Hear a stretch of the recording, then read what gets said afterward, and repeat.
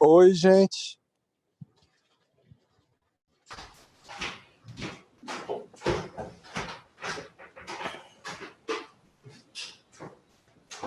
Boa noite, Mo.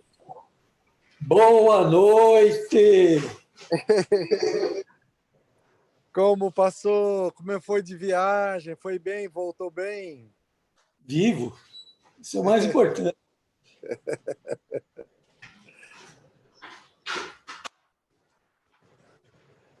Eu tô dando uma cargazinha na bateria do barco porque está com baixa bateria, então eu tô com o motor funcionando para daqui a pouco ligar as luzinhas aqui.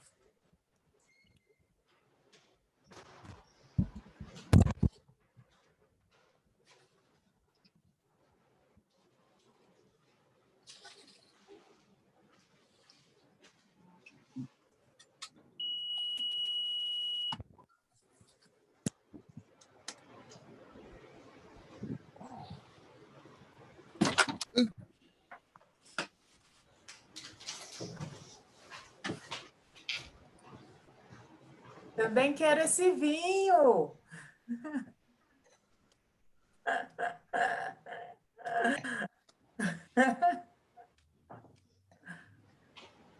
Saudades de vocês, viu, queridos? Mo, Alexia, Tarso.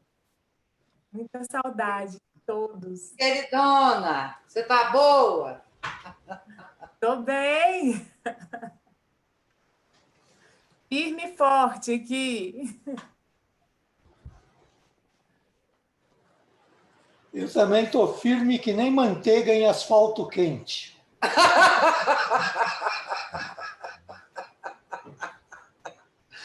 Adorei.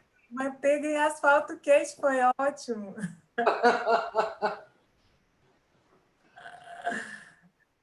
Boa noite, gente. Tudo bom? Ei, queridão. Boa noite. Ei, Renata. Boa noite, lindas. Hoje é com vocês, hein? Hoje nós vamos só assistir vocês. Uau! Eu já trouxe até um zíper. Não, que isso? Tô querendo te ouvir. Você trouxe o quê, amor? Um zíper?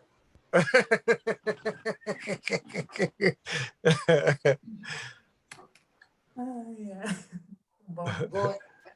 Boa noite. Vanessa, abre o som. Oi, Tarso. Oi, linda. Tudo bem?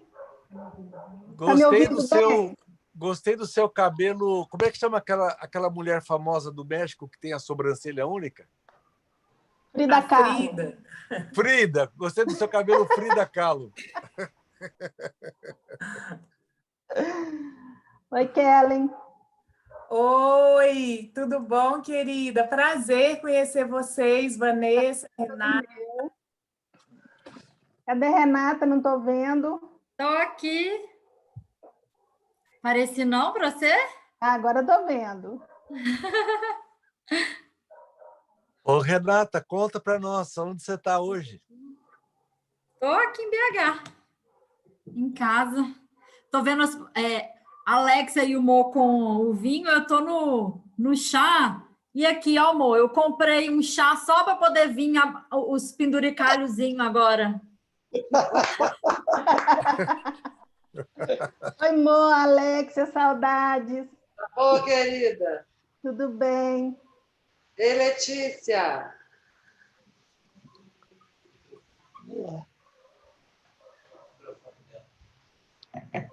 Kellen, você tem que ficar mostrando mais a luz no rosto. Nós estamos vendo só o seu nariz. Sério? É. Ixi, deixa eu ver aqui o que eu faço. Acende a luz ou vai mais para trás? A Letícia precisa abrir o microfone. Melhorou?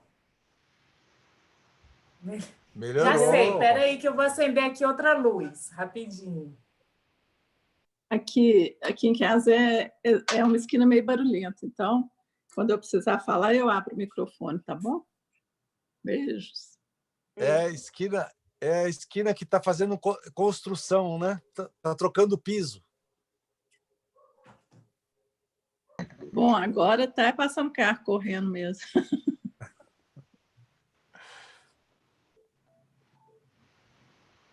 Então, meninas, advogadas rábulas. Rábula é aquela que não é advogada.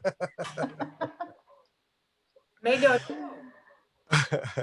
Hoje a coisa é com vocês, as especialistas em encrencas. Deixa eu ver se melhorou. Agora dá para ver a testa e o nariz. Eu não sei o que acontece. Mas é no Zoom, eu não sei o que acontece, se é uma configuração aqui que está errada, mas toda vez fica escuro aqui a tela do meu Zoom. Deixa eu ver se eu consigo mexer. Pega uma lanterna, acende uma luzinha assim aí na sua frente, um abajurzinho. Ah, boa ideia, peraí.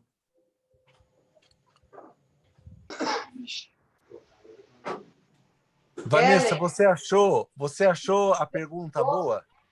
Gostei muito da pergunta. Existe justiça além do direito? Com certeza. Existe vida além da morte? Eu creio que sim. Ô, Mo, tem vida depois da morte? Se você quiser dizer assim, uma vida individualizada, uma vida pessoal, não. Aquela continuação, aquela continuada básica. Não. Existe a imensa vida. É meio desanimador, né? Mas não é, não. Na verdade, é um descanso, é uma paz imensa.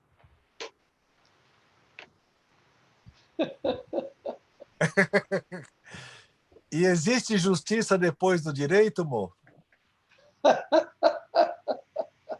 Antes, durante e depois. A justiça não tem nada a ver com o direito, querido. Exatamente. Muito bem. Já está na hora, eu não estou conseguindo ver o meu relógio aqui, que apagou tudo. Que horas que são, Alex? 7h32. Já está ligado, Instagram, YouTube, ao vivo, já começou. Oh, beleza. Sabe por então, que Mo, a gente quer ver você, Kelly? Porque você parece com a Sofia Loren, minha querida. A gente não pode deixar de te ver. Queremos ver Olha que seus eu peguei olhos essa lanterna. é a Sofia Loren de lanterna. Mas a lanterna não está funcionando também. Tá ótimo, querida. Vamos lá, vamos no escuro mesmo, então. Então, queridas amigas advogadas e rábulas, existe justiça além do direito?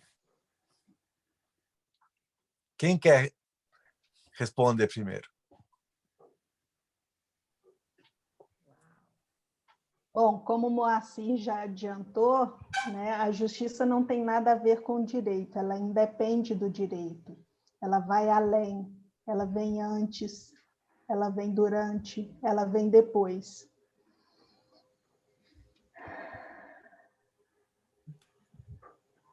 O direito busca regulamentar, trazer as leis para o concreto, mas está muito longe de alcançar a justiça. O direito nem sempre é justo, ele é legal. É isso mesmo. Uma coisa é a justiça, a outra é a legalidade, né? Exatamente. Só que o povo confunde, aí já viu, né?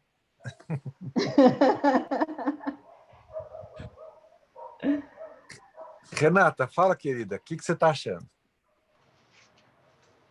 gosto dessas reflexões, assim, para a gente pensar, porque, na verdade, quando a gente está trabalhando com o campo, quando a gente está fazendo esses movimentos dentro da sistêmica, a gente vê a justiça ao tempo todo, né? Isso não significa que a gente está vendo a instituição do judiciário, a legalidade, mas a gente está olhando como isso está presente nos sistemas, né? E na família. E aí, né, de fato, como, né, colocado aí pelo Mo e pela Vanessa, o direito, embora ele tenha vindo para trazer harmonia e regular aí as relações sociais, muitas vezes ele acaba não servindo a isso, né? Porque ficou-se muito preso nessa questão da legalidade mesmo. Eu lembrei aqui um caso que eu acho interessante trazer, um juiz que eu trabalhei uma época, e eu, na época, né, entrava muito conversando com as partes, com as pessoas que estavam ali na audiência, e ele, como figura, né, de autoridade, ele falava assim, eu acho que vocês não estão entendendo, porque o que ela está propondo é que vocês possam conversar para, quem sabe, chegar numa boa solução para o que vocês estão vivendo. Porque o fim do processo é rapidinho. Eu entro ali, eu sento no meu computador e eu dou uma sentença. Mas o fim desse conflito que vocês estão vivendo vai precisar de um olhar diferente. E eu gostava muito dessa postura dele, sabe? Porque, de fato, o que ele percebia, o que ele também estava olhando, era que aquele processo ele dava uma sentença e podia terminar, mas às vezes passava uma semana, desse processo surgiam 6, 7. Né? Então, é olhar de uma forma diferente. Acho que é isso que eu...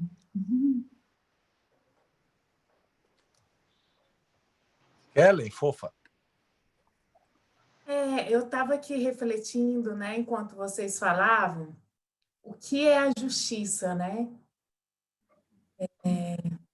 O que a gente entende, né, que é a justiça? O que é justo? E aí eu fiquei refletindo, né, sobre isso, porque o que é justo para um pode não ser o justo para o outro, né? O critério, eu vejo que ele é bem amplo. Então, assim, na minha experiência mesmo, com a advocacia e o antes e o depois, né, da advocacia sistêmica, o que eu vejo é que a gente consegue trazer um pouco para os envolvidos essa noção, né, do que cada um está, de fato, buscando. Né? O que cada um entende que seria o justo ali naquele caso. Porque os próprios magistrados, né, já têm, como a Renata trouxe, já tem essa clareza, muitas vezes, de que a decisão deles não necessariamente vai ser a justa, porque ele é uma terceira pessoa ali, né, que vai decidir a partir dos valores dele, mesmo que tiver uma imparcialidade, mas, né, são seres humanos, não fazem parte daquela questão, né, daquele conflito, da história de cada um. Então, o que eu percebo é que a visão sistêmica, ela aproxima mais, né, os envolvidos dessa noção de justiça. A partir desse olhar mais amplo para o conflito, né? O que gerou aquele conflito? O que está por trás daquele conflito? Né? Qual foi a desordem ali nas leis sistêmicas que gerou aquele conflito? Então, eu tenho refletido muito sobre isso também no meu trabalho. Acho que, por enquanto, é isso. A Letícia trabalhou também com o departamento jurídico. Letícia, o que você acha? É possível existir justiça além do direito? Bom, eu acho que as duas coisas andam mais ou menos em paralelos, e em alguns momentos bem juntas. Na minha concepção, a justiça tem muito a ver com os valores das pessoas, das empresas, das sociedades. É uma coisa assim, que tem a ver com os valores e com a cultura também. e eu acredito que o direito veio para regulamentar essa justiça e a forma de interagir entre as pessoas e os grupos e a sociedade. Então, assim, mas eu creio que para o direito poder funcionar bem, a justiça tem que andar bem separado dele, assim, de uma forma bem equilibrada, e aí só assim o direito vai ser justo, equilibrado, e a gente pode agir de uma forma sistêmica nas questões judiciais também, ou que sejam colocados em algum processo judicial, alguma coisa assim. Sabe? Então, é isso. O Mo e a Alexa, vocês estão muito quietinhos. Quando eu falo, eu escuto, né? Ô, Alexia, você acha que Depois falou, Mo. Você acha, Alexia, que na justiça tem certo e errado?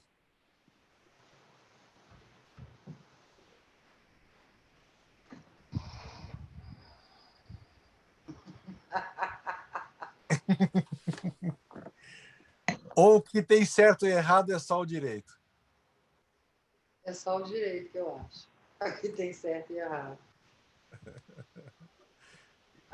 Né, Mo? Bom, se vocês quiserem, eu tenho um exemplo do justo e do certo e do errado. Do justo e injusto e do certo e errado. Eu vou contar, porque todo mundo pode achar que esse papo é muito pesado, então vamos descontrair um pouquinho. Um casal e outro casal. O homem de um casal saiu com a mulher do outro casal. E a mulher dele com o homem do outro. E foram para um motel. Quando o primeiro casal chegou no motel, muito antes do outro, bom, fizeram tudo o que tinham que fazer e estavam saindo quando chegou o outro casal. Aí ficaram assim, de frente, na saída. Quer dizer, um estava na entrada, o outro na saída. E aí, o que estava saindo, o homem que estava saindo, o macho alfa, ele achou que ele tinha que tomar a direção do negócio. E ele falou assim, não, não, não. Vamos resolver isso da maneira certa. Eu pego a minha mulher, você pega a sua mulher, cada um vai para sua casa e está resolvida a questão. Aí o outro, que também era o macho alfa, e também tinha uma opinião forte, ele falou assim, meu amigo, o que você propõe é o certo, mas não é justo, porque você está saindo e eu estou chegando.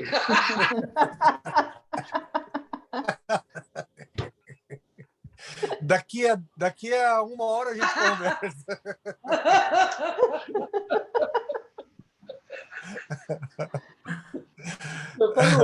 Eu tenho outro exemplo, mas esse outro é mais feio.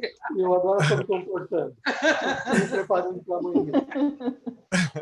Ô, Mo, essa parece aquela dos 2 irmãos gêmeos que casaram com 2 irmãs gêmeas.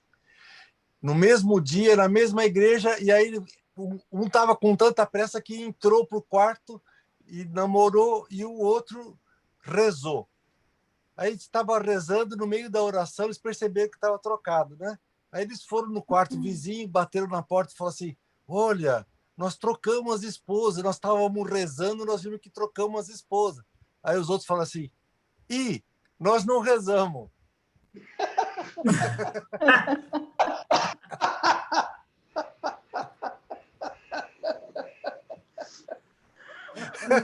Muito bom. Fica com essa daí agora.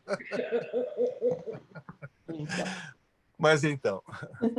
Agora, o que eu vejo, Tarso, é que a questão da justiça e da regulamentação, ou seja, do direito, ela é muito pouco realmente olhada. Porque o direito já aprendeu a não olhar para a justiça, já aprendeu a lidar com a legalidade ou ilegalidade. E basta. É um conforto, porque existem os códigos, né, as leis todas, os livros, Código Civil, Código disso, Código daquilo, onde está tudo escrito. Então, eu faço só uma leitura, se aplica aqui, isso aqui, mas como isso não se aplica, então isso daqui vai ser objeto de punição, ou enfim. Mas eu não vejo, eu nunca vi, para dizer a verdade, mas quem sou eu para dizer que eu já vi alguma coisa, né? Mas eu nunca vi em nenhum grupo dirigente, a disponibilidade, a disposição de sentar para examinar os códigos realmente. Para examinar os códigos e examinar a questão da justiça profundamente. Ou seja, examinar o ser humano. Eu acho que o estudo do direito, e principalmente dos tribunais de justiça, supostamente, deveria ser estudar muito o ser humano, mas não filosofia, psicologia e psicoterapia, para perceber aonde que os emaranhados estão acontecendo. O que é que faz uma pessoa agir de uma forma tão injusta, mentirosa, e jurar de pé junto que ela está certa, mas ela inventa todo tipo de história para culpar um, culpar outro, né? E se gasta um tempão e um dinheirão para aliciar testemunhas, né, para mentirem a favor de uma coisa ou de outra, e nós vivemos dentro de um tribunal de mentiras e dentro de uma justiça de mentira. Então, assim, ok,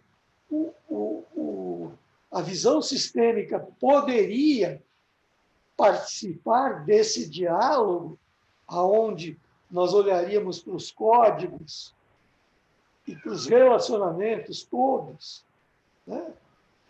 Por exemplo, a justiça do trabalho é uma que, se chamar de justiça, é a coisa mais injusta que existe, né? Principalmente dependendo do grupo que dirige o país. Se o grupo resolve privilegiar os trabalhadores, a justiça do trabalho sempre vai ser enviesada. E o viés é absurdo, porque, como disse a Renata, o juiz sempre fala: eu posso terminar esse processo a hora que eu quiser. Eu sempre dou a sentença e acabou. E o conflito vocês teriam que resolver com outro olhar. Mas nem o juiz, nem os conflitantes, nem os manda-chuva políticos estão interessados em resolver algo. Cada um está interessado no seu nichozinho, proteger o seu grupinho ou grupelho, né? Então, assim, tudo isso é realmente muito revoltante. Eu não Vanessa, sei não sei. Isso que você trouxe, eu queria até fazer uma colocação, Mo, porque não é incomum a instituição, né, do direito e dessa justiça nesse molde, assim, né, ser usada, na verdade, para procrastinar uma resolução de um conflito, né? Além de tudo, ainda tem mais essa, né? Porque, às vezes, né, tem recursos e recursos e recursos, e muitas vezes é uma boa forma disso se estender por muito tempo, né? Ao invés de sentar e de fato, buscar uma solução. E não é incomum isso acontecer. E uma coisa que sempre me chama muita atenção é, por exemplo, em casos de família, eu já acompanhei mais de um que era nesse caso, que, na verdade, as pessoas também não davam conta de largar aquele processo, que era o único vínculo que eles mantinham era através daquele processo. Um casal em divórcio, por exemplo, né? Que não dava conta de romper totalmente o vínculo e mantinha aquela briga daquele processo porque era o fio que ainda os conectava. É verdade. Então, eu acho que a pergunta que eu sempre gosto de fazer é assim, quando a pessoa busca, né, um processo, o que é que ela está de fato buscando? Porque geralmente não é o que está escrito lá na petição inicial, né? O que ela está pedindo, o valor X, blá, blá, blá, por exemplo, mas não é aquilo que ela quer. E aí tem um caso, eu gosto de trazer caso porque eu acho que ilustra bem, assim, que eu vi uma vez, era uma pessoa que estava cobrando uma dívida, eu não lembro o valor, mas me chamou muita atenção, porque essa pessoa não tinha justiça gratuita, então ele pagava as custas do processo. E as custas que ele pagou para o processo era mais do que o valor que ele estava cobrando no processo. Então, a questão ali não era o dinheiro, né? Não, claramente não era o dinheiro, mas ele queria que aquela pessoa reconhecesse que devia algo para ele e que talvez fosse muito além do que o dinheiro. Então, por isso que eu gosto dessa pergunta, assim, o que é que essa pessoa está buscando, né? Para a gente poder olhar um pouquinho para isso. Acho que é isso. Toca aí, tá? Vanessa, você acha que a gente consegue avançar e sair do olho por olho ou não? Eu acho que a gente está dando os primeiros passos, né? São pequenos passos, mas a gente está no caminho. E a sistêmica ela nos convida a uma quebra de paradigma, né? Quando eu me formei, na época que eu estudei, eu fiz o curso de Direito, a gente era treinado, preparado para o litígio, para o embate, para melhor disputa, para vencer a causa, e não para resolver o conflito. Né? E hoje a gente vem mudando esse pensamento, essa forma de olhar. A sistêmica ajuda muito nisso, nos convida a isso, né? A olhar o ser humano, a olhar o que está acontecendo além do processo. Né? A gente tem uma máxima no direito: aquilo que não está nos autos não existe, mas existe. E às vezes é muito mais profundo, muito mais sério do que aquilo que está no processo. E é isso que nós precisamos aprender a olhar. O que está além, o que está na origem, para que a gente possa encontrar a melhor solução. E para isso a gente precisa também convidar as partes envolvidas, né, a olharem para si, a adultecerem, parar de pirraça, parar de buscar no outro aquilo que elas mesmas trazem, que é a própria solução. Ô, Kelly, conta um pouco da sua vida de direito sistêmico aí em Brasília. Como é que é? Então, né, eu comecei a trabalhar com advocacia sistêmica tem uns 5 anos, né, depois que eu fiz a formação com Imensa Vida, e na época eu já advogava há 15 anos, e por muitas vezes eu tinha pensado em deixar a advocacia. Inclusive, você sabe, né, Tarso, quando eu entrei na formação do Imensa Vida, falei, não quero mais advogar, eu vou virar terapeuta, porque eu não aguento mais essa confusão. E, enfim, na época ainda estava muito incipiente, né, esse movimento. E quando eu comecei a me inteirar, né, em relação ao direito sistêmico, à visão sistêmica na advocacia, para mim foi uma grande surpresa, porque eu percebi que é o que eu sempre busquei, na verdade, é o que fazia sentido para mim. Mas eu já tinha uma visão sistêmica, mas eu não conseguia passar isso para o cliente. Então, era muito frustrante. E aí, quando eu consegui, né, integrar essa visão sistêmica na advocacia, para mim realmente foi um grande divisor de águas, porque hoje eu vejo que muitas vezes o cliente ele consegue, né, começar a ampliar o olhar dele sobre a questão que ele traz.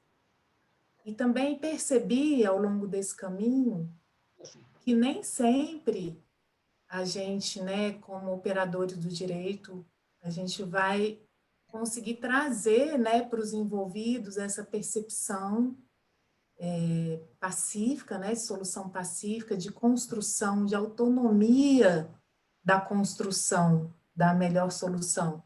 Então, eu tenho aí, sei lá, uns 98% onde foi possível essa construção e os 2% onde não foi possível.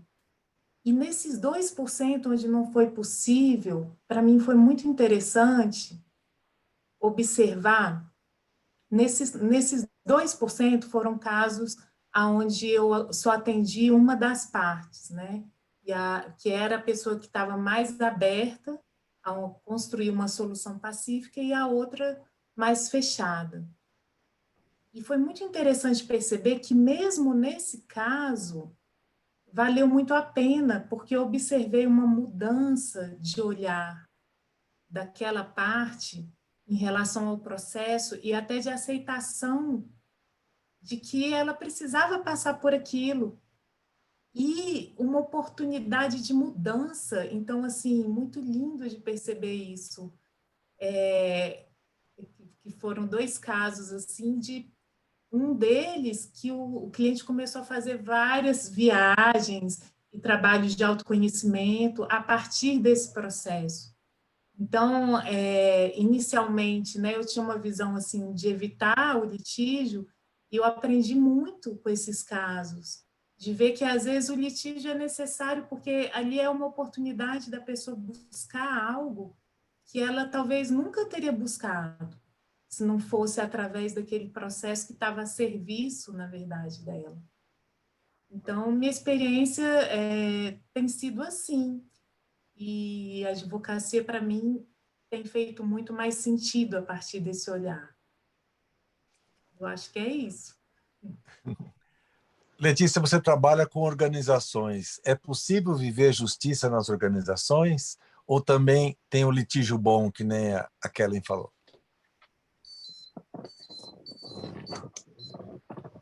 Às vezes tem os litígios pesados também. E, às vezes, os desentendimentos não são falados mesmo, não são expostos, né? Ficam assim, por baixo do pano. E aí as coisas não fluem da maneira adequada. Então, quando a gente consegue olhar com um novo olhar, com o uso das constelações, por exemplo, para isso, é bom que aí pode vir à tona o que está dificultando os processos que seriam naturais da empresa e, às vezes, esses processos, as coisas que estão entravando os processos, levam a prejuízos financeiros, a desgaste emocional das pessoas envolvidas ali. Então, quando a gente olha com um olhar sistêmico, diferenciado, a gente consegue reconhecer esses conflitos, mesmo os não ditos, e aí as coisas fluem de uma maneira muito melhor, né? O fluxo fica mais livre. Eu lembro do caso de uma empresa que recebeu consultoria e que uma viúva não conseguia tirar a parte dela do pacote dos sócios, porque Pois é, mas assim, ver como você mesmo cita o caso, ela não conseguia tirar a parte dela das empresas dos sócios. Ela não estava tirando a parte dela, ela tinha o direito de receber a parte dela e não de tirar, entendeu? Então, na verdade, os sócios, né, do marido que faleceu, eles estavam sentindo como se ela estivesse tirando. E ela não estava tirando nada, ela só estava querendo receber o que era de direito dela. E aí tinha uma análise, podia pagar para ela pelo valor de balanço, que era desse tamanho, e pelo valor de mercado, que era grandão. E aí foi feito um grande trabalho para isso, né? Aham.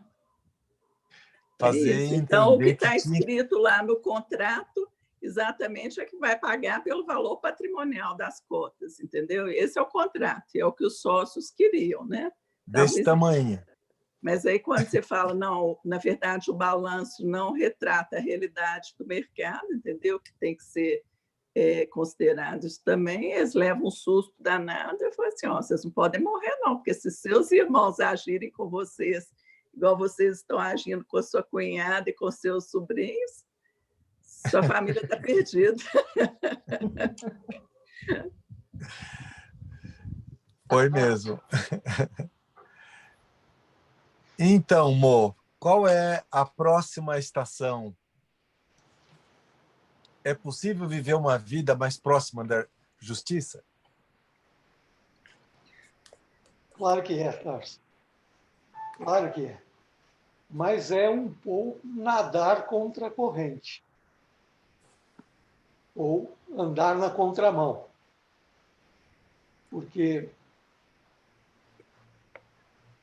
nós nos organizamos numa sociedade, numa cultura, que não visa a justiça.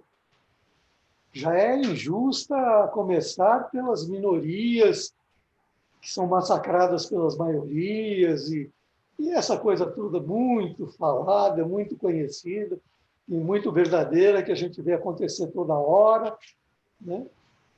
Onde gigantes esmagam os pequenos, em busca de um lucro maior, ou de um poder maior. Então, todo o nosso...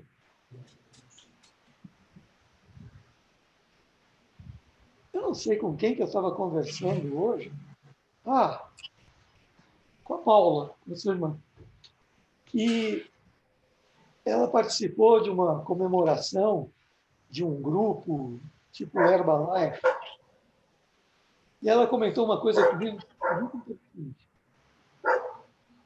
Ela falou assim, ela foi como convidada, e era uma comemoração, eram prêmios que estavam sendo distribuídos para os trabalhadores, dos colaboradores. Herbaulafenses. Isso. E aí, ela contou assim, Mo, eles estão sempre competindo. É impressionante. Quem chega primeiro, quem faz isso primeiro, quem come mais, quem come menos, quem bebe mais, quem bebe menos. Estão sempre, né? Naturalmente que devem competir também pelo carro mais bonito, pela roupa mais impressionante, pela barriga menor. Enfim, pelo físico mais tanquinho, essa coisa toda. Aí nós estamos fora. Mas agora veja, um grupo pequeno que reflete a sociedade como um todo. Isso ninguém vai discordar.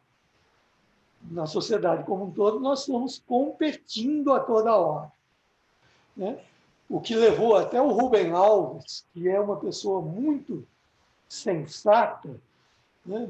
Com muita clareza, a escrever uma famosa crônica da diferença entre o frescobol e o tênis. E o tênis.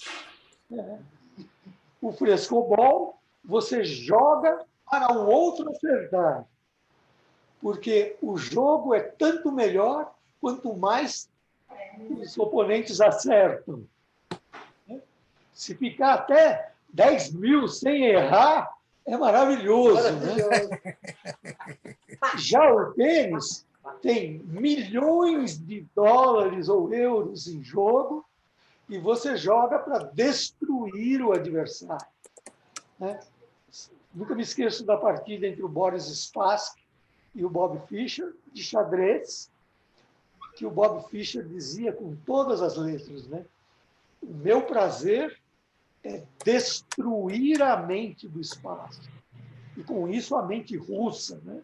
O Spassky representava a Rússia, ou a União Rússia, a União Soviética. E o Bob Fischer representava 1973. os Estados Unidos.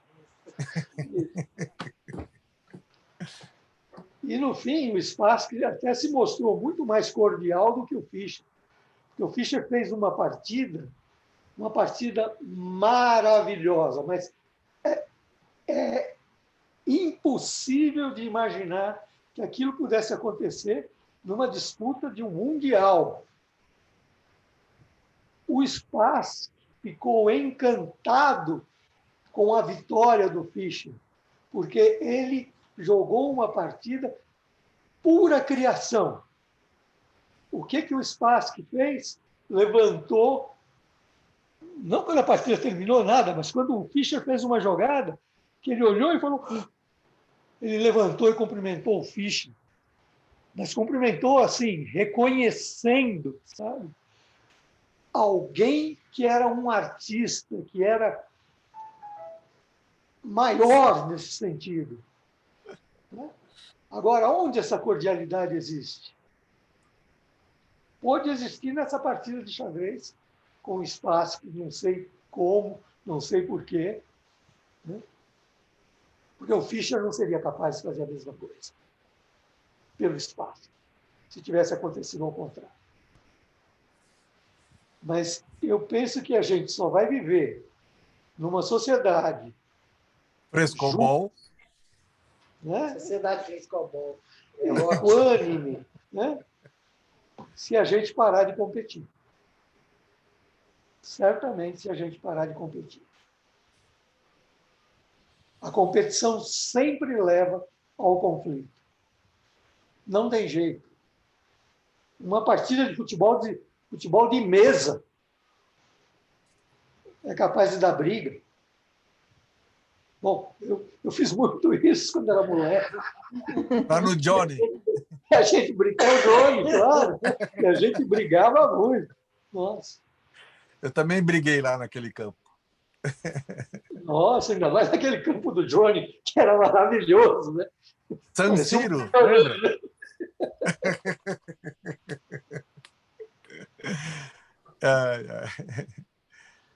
Verdade. Adorei. Eu estava... Posso falar, Tarso? Por favor, Linda, por favor. Estava ouvindo aqui o Mo e observando ali, né, que está justamente a palavra vida ao lado do Mo. E eu me lembrei de quando eu comecei a fazer... que ali está escrito Movida. Movi? Adorei. Olha, isso é merchandising, né? Muito. Entrou de sócio lá com ele. Está de sócio.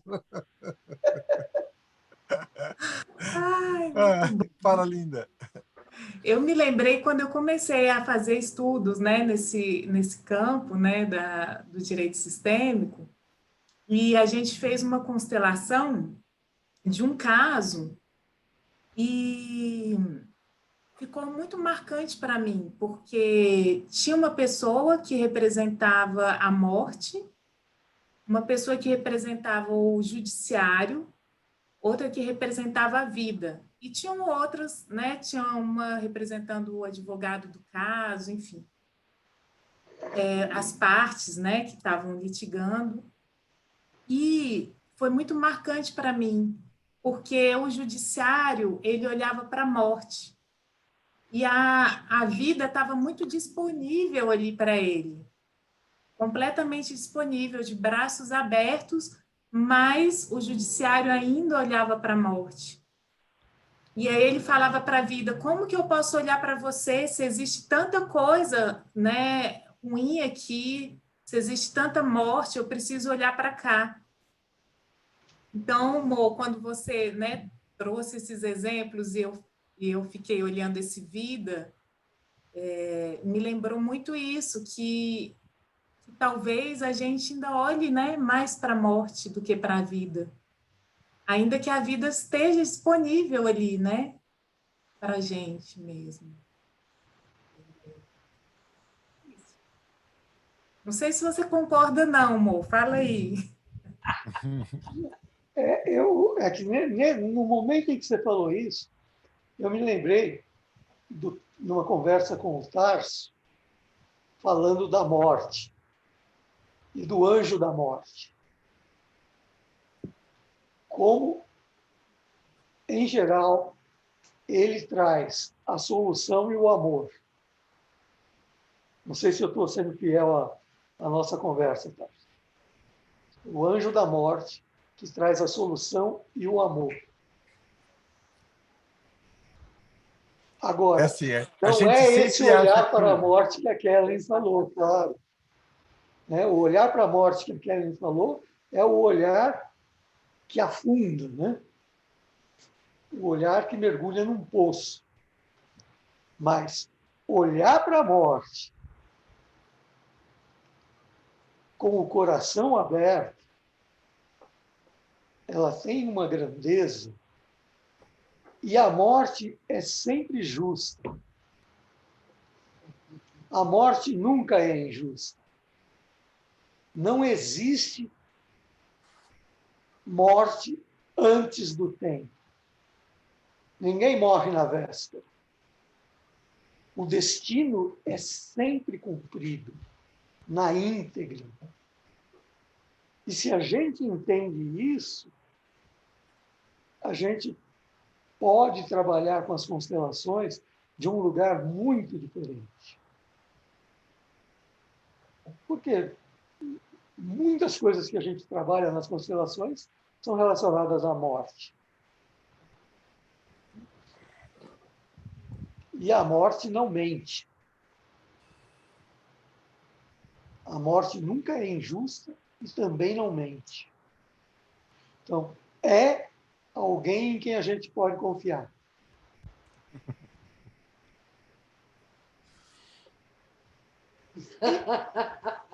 Em quem a gente pode amarrar o nosso burro. Já não precisa amarrar, porque já estão amarrados. É só uma questão de a distância da cordinha. Então, é que geralmente a gente acha que o anjo bom é aquele que traz e o anjo ruim é o que leva, né? O anjo mau, no caso. E a gente está vendo que o anjo bom, ele é o que traz essa grande perspectiva. Só que, se você deixar para ver essa perspectiva lá na morte derradeira, aí a lição de casa não está feita. Então, o bom é ir morrendo aos poucos, de maneira que quando chegar lá já está tudo morrido. Então, está belezado.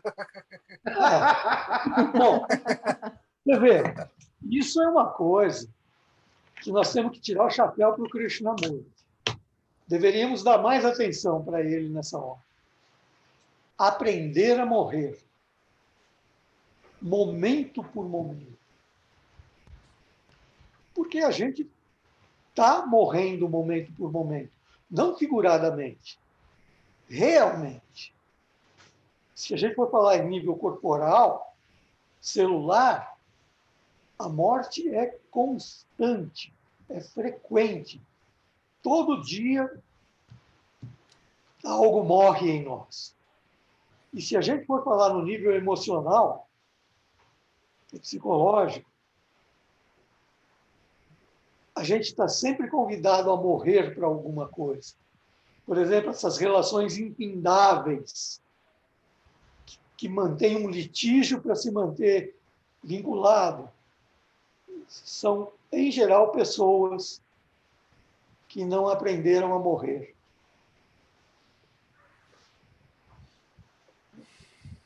A morrer para o que não é mais. Que é uma dose de realidade muito grande. E, na realidade, não tem castigo, se é que eu posso falar assim. Não tem. A verdade não está nem no certo nem no errado. Mas ela está naquilo que acaba quando acaba.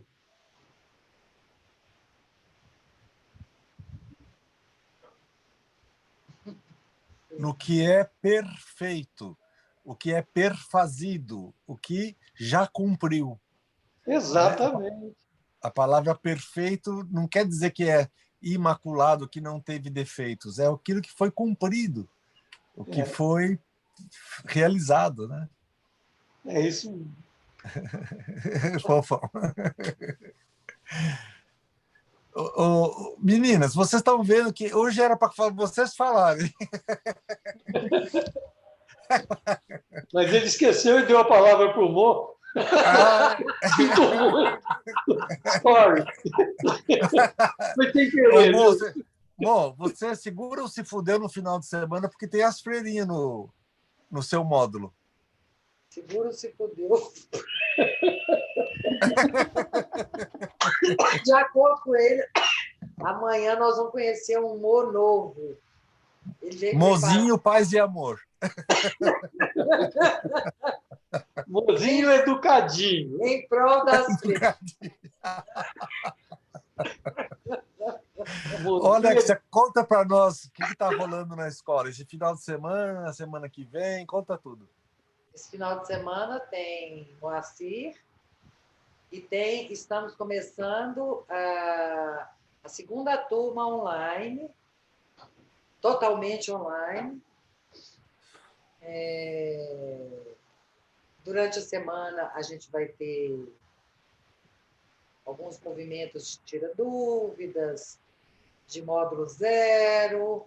Na quarta-feira a gente vai ter uma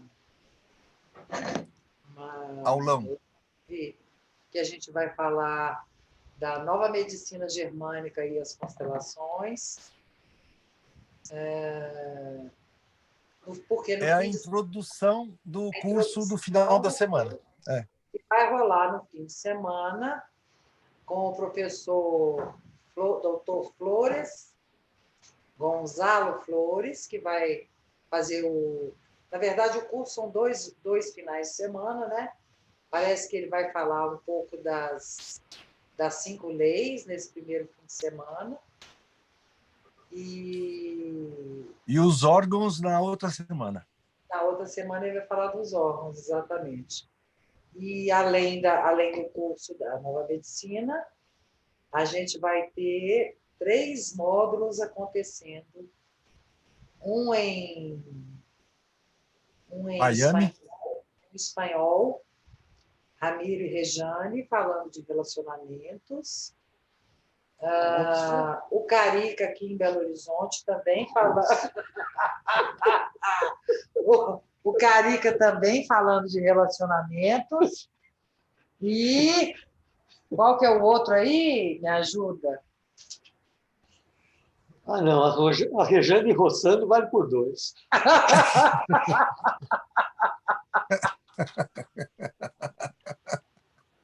Bom, serão... e um outro módulo que é a repescagem dessa segunda turma, que quem não pode fazer nesse fim de semana agora, vai fazer na semana que vem. Então, no fim de semana que vem, a gente vai ter 4 módulos, quer dizer, 3 módulos e um curso acontecendo simultaneamente no fim de semana. Ô, Mo, já estou vendo o dia que a gente vai fazer uma live na sexta-feira, a gente fala assim, o que vai rolar amanhã, Alexia? Ela fala assim, deixa eu ver aqui que vai ter módulo amanhã. Ah, sou eu!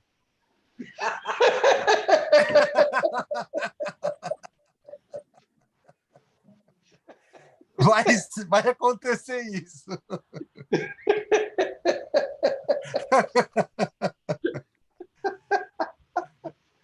Mas, olha, a Kellen é professora querida, a Renata, a Vanessa, quantas e quantas pessoas foram tocadas pelas aulas de vocês. A Letícia, vocês já sabem, a Alexia, o Mo, a gente, você sabe também que a gente é meio... como é que é? Coringa, faz bastante movimento, mas vocês, fofas, têm um lugar muito especial. Vocês são as advogadas mais legais do Brasil.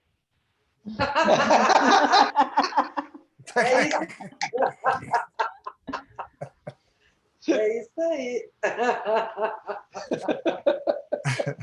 Agora, tem uma frase do meu enteado que é muito legal. Ele fala assim: Deus é justo, mas a minha calça verde é mais.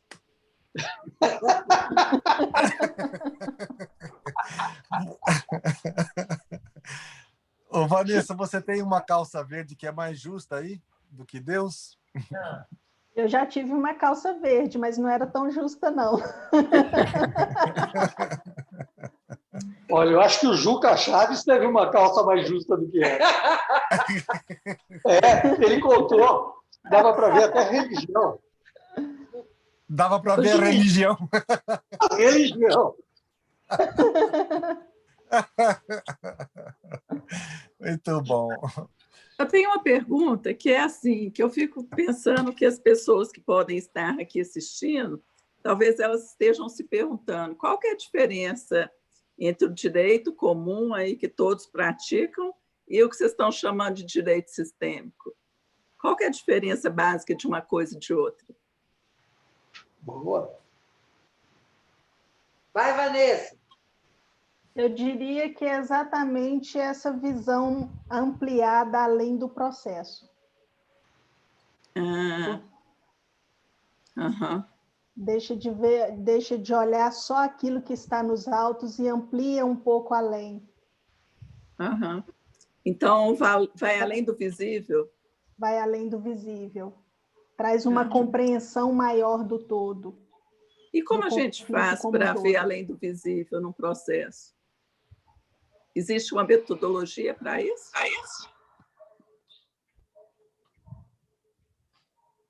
Vai, Kellen. Bem, eu acredito que existem várias metodologias, né? Dentre elas, a constelação familiar sistêmica. Ou dinâmicas, né? Ou frases sistêmicas, a condução que a gente, como operadores do direito, a gente pode trazer, né? Para os envolvidos, dessa responsabilização pela sua parte, de olhar o que está por trás, por que ela está passando por aquilo. Então, eu acredito que existem, sim, várias possibilidades, né? Dentre elas, as constelações. Eu posso juntar umas coisinhas? Por favor. Pode, que eu estou querendo entender como que é isso. Tá bom. Eu penso que a resposta está no próprio Hellinger. Quando ele fala assim, quando eu não sei o que fazer, eu me recolho a um centro vazio. Então, o que é recolher-se a um centro vazio? Isso não é um método, mas é algo que serve como um princípio. Recolher-se a um centro vazio é deixar de lado todo o conhecimento. E se você lê um processo deixando de lado o seu conhecimento jurídico e completamente vazio, com olhos não maculados, né, com as mãos vazias, sem interesses, né, de ir para cá ou ir para lá, e você recebe aquela imagem, salta daquilo o que está por trás. Salta mesmo. É impressionante. Esse esvaziar-se, ele funciona. E bem demais. E ainda podemos juntar algo que o Jean-Yves Leloup fala do terapeuta, do olhar de querubim. dos 1000 olhos que o querubim tem nas asas e que são necessários para ver a realidade que está por trás.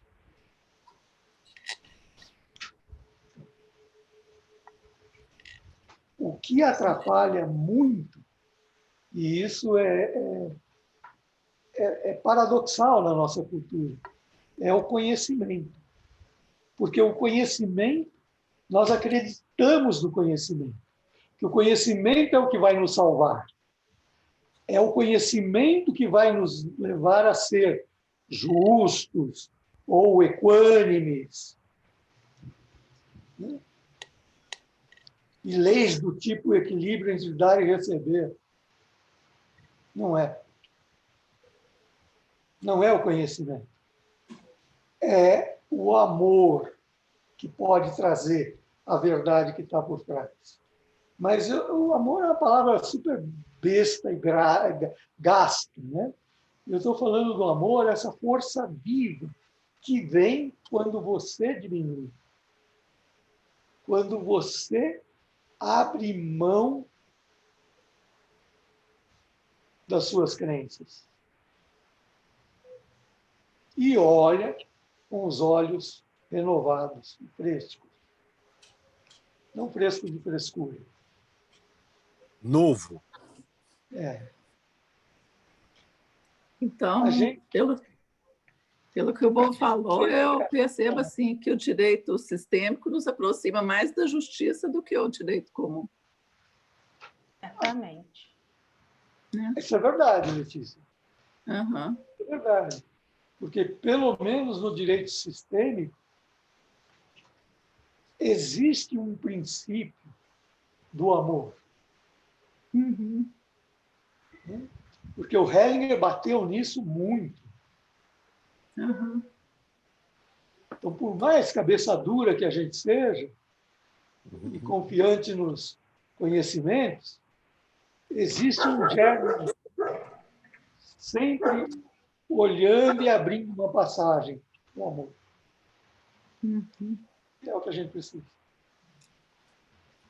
Muito bom. Gente, estão dizendo aqui que a transmissão no Instagram caiu. Já? Ixi. Deve ser por causa que deu tempo. Não, já tempo, voltou. né? Já voltou? Já voltou. Mas, Tá, ok. nós estamos nos nossos minutinhos finais. Ah, que pena. Nos nossos minutinhos finais. Então, acho que cada um podia falar uma palavrinha, porque faltam só 3 minutinhos para a gente encerrar. Kelly. Vai, Vanessa. Bem, eu acho que o Mo já fechou aí com chave de ouro, né? Trazendo o amor e esse centro, né? Vazio. E a minha palavra é isso, assim, para que a gente esteja sempre se lembrando, né? Do nosso principal propósito, que é o amor. E eu amo vocês. Opa! Vanessa, Renata? Bom, a minha palavra nesse momento é humanidade. E eu quero agradecer o convite. Uhum. Desculpa, Renata. Eu quero agradecer o convite de estar participando com vocês. É uma alegria muito grande. Muita saudade, coração pulsando aqui de amor por cada um de vocês. Que a gente possa se reencontrar em breve pessoalmente. Se você vier aqui, independente de pandemia, eu vou te dar abraço, tá? Tá bom. Vai lá ver o módulo. Vai lá ver o módulo do Boa amanhã. Nata? Renata. Oi? Então, vou trazer, eu gostei muito da colocação do Mo, da colaboração, vou ficar com essa palavra. Quem sabe, se a gente começar a olhar mais para o jogo de frescobol em vez do de tênis, né, a gente não vai construir mais essa humanidade, aproximar desse amor. Então, acho que é isso. Muito bom estar aqui com vocês. Beijo, beijo. Boa noite. Letícia?